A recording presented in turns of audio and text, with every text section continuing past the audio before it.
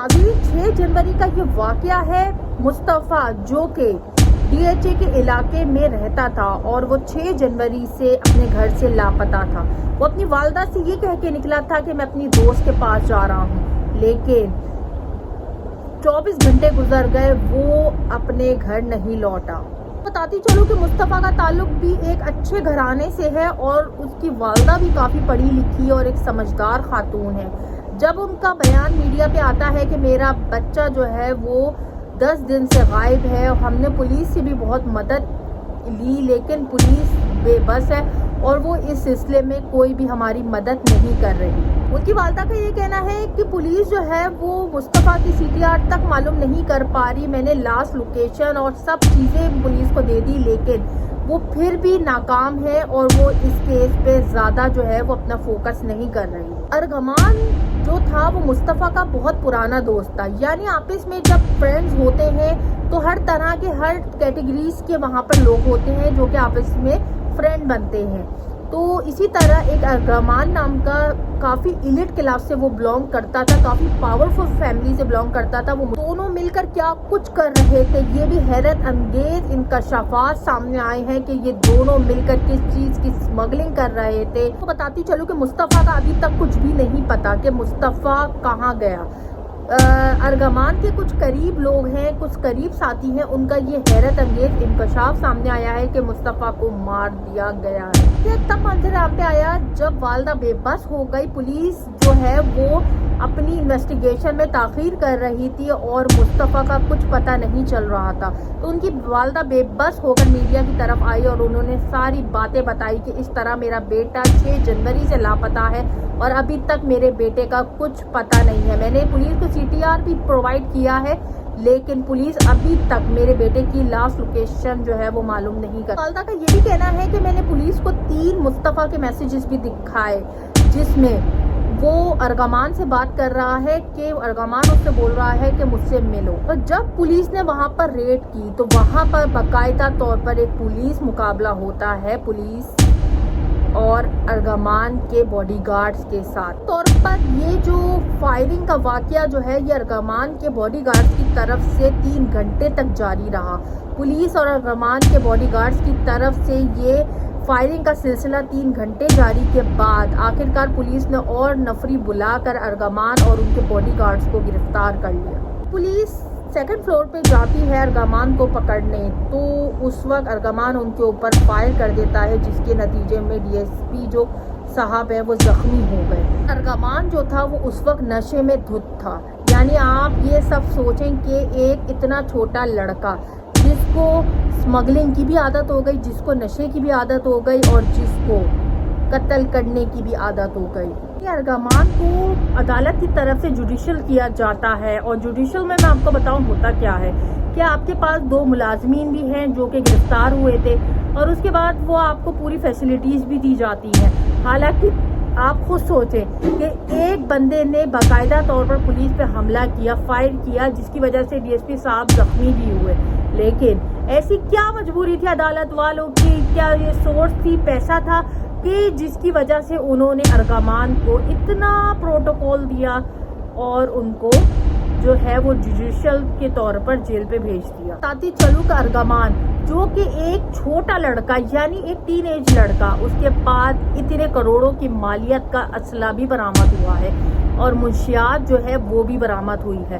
तो आप सब ये सोच के बात मुझे बताएं कि इतना छोटा लड़का, उसके पास बॉडीगार्ड्स, उसके पास इतना करोड़ों की मालियत का असला और मुंशियात, और उसको इतना प्रोटोकॉल देकर उसको जुडिशल जो है वो जेल में भेज दिया गया और उसने जो है वो पुलिस पर हमला भी किया। तो आखिर इसके पीछे क्या ऐसी बड़ी सोर्स है जो कि उसको इतना ज़्यादा बचाया जा रहा है। सबसे अहम बात जो कि इस केस में हुई है वो अरगमान के घर से मुस्तफ़ा के कपड़े, मुस्तफ़ा का मोबाइल तक बरामद हुआ, लेकिन मुस्तफ़ा कहीं नहीं मिला। नाज़रीन, इतना बड़ा क्लू मिला, लेकिन उसके बाद भी अरगमान को प्रोटोकॉल दिया जा रहा है। इसके पीछे किसकी सोर्स है, क्या है, या आप खुद सोच के मुझे बताएं कि इतना बड़ा क्लू कि जब मुस्तफ़ा اپنے گھر سے نکلا تو وہ بتا کے گیا تھا میں دوست کے پاس جا رہا ہوں، اور جب اسی دوست کے پاس جا کر دیکھا گیا تو اس کے گھر سے مصطفیٰ کے کپڑے اور موبائل بھی برآمد ہوا، لیکن مصطفیٰ کا کہیں اتا پتہ نہیں۔ تو کیا اس کے پیچھے یہ کہانی ہے کہ مصطفیٰ کو کوئی مار کے پھینک دیا ہے؟ پولیس نے مصطفیٰ کے کپڑے دیکھنے اور موبائل دیکھنے کے بعد اس دو چوکیدار جو تھے، جو اس کے ملازمین تھے، ان کو جو ہے وہ پٹائی کر کے ان کو جو ہے ریمانڈ کیا۔ تو پھر اس کے بعد انہوں نے قبول کیا کہ ہم ہی لے کر آئے تھے مصطفیٰ کو، اور ہم نے ارغمان کے کمرے تک مصطفیٰ کو بھیجا۔ اس کو پہنچانے کے بعد واپسی مڑ رہے تھے، جب ہم آئے تو ہمیں ایک دم سے فائر کی آواز آئی۔ اس کے بعد ارغمان صاحب نے ہم دونوں ملازمین کو کمرے کے اندر بلایا اور بولا کہ یہ خون صاف کر دو، لیکن مصطفیٰ نہیں نظر آیا۔ دو باتیں کہی جا رہی ہیں کہ ارغمان صاحب نے اپنے دوست کے ساتھ مل کر مصطفیٰ کو گاڑی میں شفٹ کیا، اس کے ساتھ مل کر گاڑی میں وہ ملیر میں کہیں پھینک کر آئے، لیکن پولیس کا یہ کہنا ہے، حیدر صاحب کوئی ایک وہاں کے ڈی ایس پی، ان کا یہ کہنا ہے کہ اگر تو ملیر میں کے علاقے کہیں پھینکا جاتا تو وہاں پر اسمیل آتی یا کوئی نہ کوئی بتا دیتا، تو یہ بات تو جھوٹ لگ رہی ہے۔ مصطفیٰ کا کوئی سراغ نہیں مل پا رہا تھا، مصطفیٰ کہاں تھا، مصطفیٰ کو زمین نگل گئی، آسمان کھا گیا، کچھ نہیں پتا، مصطفیٰ کہیں نہیں مل رہا تھا۔ مصطفیٰ کے کپڑے مل گئے، مصطفیٰ کا موبائل مل گیا، لیکن مصطفیٰ کا کہیں اتا پتا نہیں چل رہا۔ دوسری بات جو ہے وہ بہت زیادہ جو سامنے آ رہی ہے وہ یہ ہے کہ ارغمان کے پاس دو شیر تھے، اور دو شیروں کا جو کہانی ہے مصطفیٰ کے کیس کی وہ یہ ہے کہ جب مصطفیٰ کو مارا گیا تو یہ کہا جا رہا ہے کہ ان شیروں کے پاس جو ہے وہ مصطفیٰ کو پھینک دیا گیا، جو شیروں نے مصطفیٰ کو کھا لیا، اور اس پہ بھی پولیس جو ہے انویسٹیگیشن کر رہی ہے کہ شیر کا بھی معائنہ ہوگا کہ اس نے جو ہے وہ مصطفیٰ کو کھایا ہے یا نہیں کھایا۔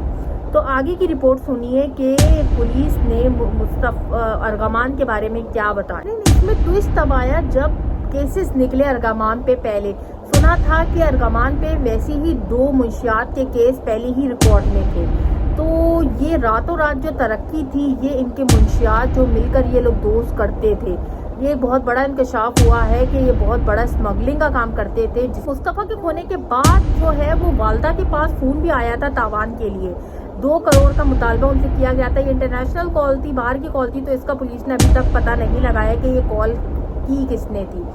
تو ابھی تک فی الحال جو ہے وہ ارغمان جو ہے وہ پولیس کی کسٹڈی میں ہے، لیکن جب معاملہ جو ہے وہ کلیئر ہے کہ ان کے پاس سے کپڑے ملے اور پولیس جو ہے اس کے اوپر بھی قاتلانہ حملہ کیا گیا ارغمان کی طرف سے، تو ناظرین پھر بھی جو ہے وہ پولیس کی طرف سے اتنی تاخیر کیوں ہو رہی ہے؟ کیا اس کے پیچھے کوئی بہت بڑا ہاتھ ہے؟ کیا اس کے پیچھے کوئی بہت بڑی پرسنالٹی کا ہاتھ ہے، یا اس کے پیچھے کوئی بہت بڑی سورس ہے؟ تو یہ تو آنے والے وقتوں میں ہی پتہ چلے گا کہ آخر معاملہ کیا ہے، لیکن ابھی تک پولیس جو ہے وہ مصطفیٰ کی باڈی یا مصطفیٰ کا پتہ نہیں لگا پائی کہ مصطفیٰ آخر گیا کہاں۔